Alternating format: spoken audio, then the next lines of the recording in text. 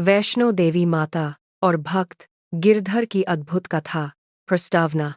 भारत की पवित्र धरती पर अनेक देवी देवताओं के चमत्कार और कथाएं प्रचलित हैं।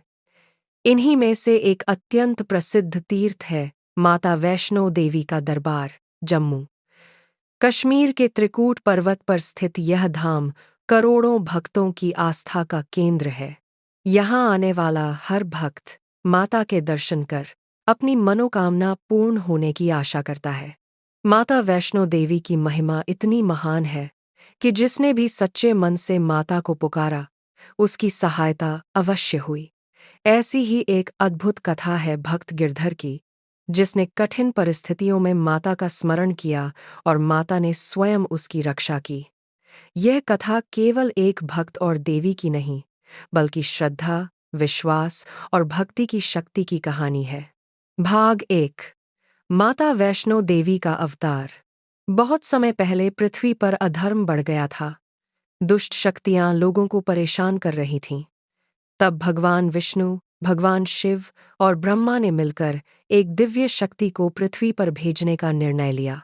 तीनों देवताओं की शक्तियों से एक दिव्य कन्या प्रकट हुई। यह कन्या थी वैष्णवी।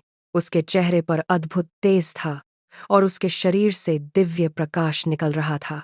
देवताओं ने कहा, हे देवी, तुम पृथ्वी पर जाकर धर्म की रक्षा करो और भक्तों का कल्याण करो।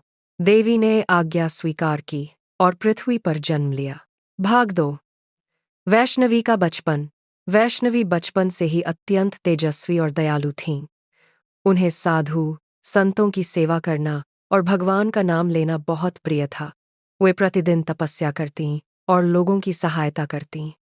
धीरे धीरे उनकी प्रसिद्धि दूर दूर तक फैलने लगी। लोग कहते थे, यह साधारण कन्या नहीं, अवश्य कोई दिव्य शक्ति है। भाग 3। त्रिकूट पर्वत की तपस्या। युवावस्था में वैष्णवी ने निर्णय लिया कि वे त्रिकूट पर्वत पर जाकर कठोर तपस्या करेंगी। वहां उन्होंने कई वर्षों तक भगवान राम और विष्णु की आराधना की। उनकी तपस्या इतनी कठोर थी कि देवता भी चकित रह गए। एक दिन भगवान राम ने उन्हें दर्शन दिए और कहा, हे देवी, कलयुग में तुम वैष्णो देवी के रूप में पूजी जाओगी और तुम्हारा दरबार भक्तों की सभी मनोकामनाएं पूर्ण करेगा। भाग 4। भैरवनाथ की कथा। त्रिकूट पर्वत पर एक तांत्रिक था जिसका नाम भैरवनाथ था। वह शक्तिशाली था, लेकिन अहंकारी भी था। जब उसे वैष्णवी की शक्ति का पता चला, तो उसने उन्हें परखने की कोशिश की। उसने देवी का पीछा करना शुरू किया। देवी ने उसे समझाया, भैरवनाथ, तुम अपने मार्ग पर चलो, मुझे परेशान मत करो। लेकिन वह नहीं माना। भाग 5। गुफा की ओर प्रस्थान। भैरवनाथ से बचने के लिए देवी पर्वतों और जंगलों से होती हुई एक गुफा में पहुंचीं। वहीं आज वैष्णो देवी की पवित्र गुफा है। भैरवनाथ भी वहां पहुंच गया और युद्ध करने लगा। अंत में देवी ने अपना दिव्य रूप धारण किया और भैरवनाथ का सिर काट दिया। मरते समय भैरवनाथ को अपनी गलती का एहसास हुआ। उसने माता से क्षमा मांगी। माता ने कहा, भैरव, आज से जो भी भक्त मेरे दर्शन करेगा, उसे तुम्हारे दर्शन भी करने होंगे। इस प्रकार भैरवनाथ भी माता के भक्त बन गए। भाग 6। भक्त गिरधर का जन्म।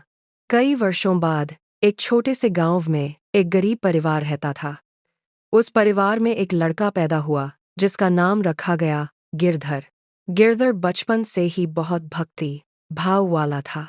वो प्रतिदिन भगवान का नाम लेता और साधुओं की सेवा करता। उसकी माँ अक्सर कहती, बेटा, भगवान पर भरोसा रखना, वही सबकी रक्षा करते हैं। भाग 7। गिरधर की भक्ति। गिरधर बड़ा हुआ तो उसने माता वैष्णो देवी की कथा सुनी। उसके मन में माता के दर्शन की तीव्र इच्छा जागी। लेकिन समस्या यह थी कि वह बहुत गरीब था। उसके पास यात्रा करने के लिए पैसे नहीं थे। फिर भी उसने निश्चय किया, अगर सच्ची भक्ति होगी तो माता स्वयं रास्ता दिखाएंगी। भाग 8। यात्रा की शुरुआत। एक दिन गिरधर ने माता का नाम लेकर यात्रा शुरू की। वो पैदल चलने लगा। रास्ते में जंगल, पहाड़ और नदियां थीं, लेकिन वह लगातार बोलता रहा, जय माता दी। उसकी आस्था देखकर लोग उसे भोजन और पानी दे देते थे। भाग 9। कठिन परीक्षा। यात्रा के दौरान एक रात घना जंगल आया। वहां जंगली जानवरों की आवाजें आ रही थीं। गिरधर डर गया। उसने आंखें बंद करके माता को पुकारा, माँ वैष्णो देवी, मेरी रक्षा करो। तभी अचानक एक तेज प्रकाश दिखाई दिया।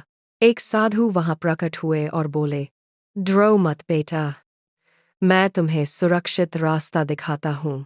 साधु ने उसे जंगल पार करा दिया और फिर गायब हो गए।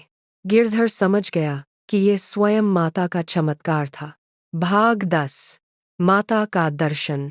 कई दिनों की कठिन यात्रा के बाद गिरधर त्रिकूट पर्वत की गुफा तक पहुंचा।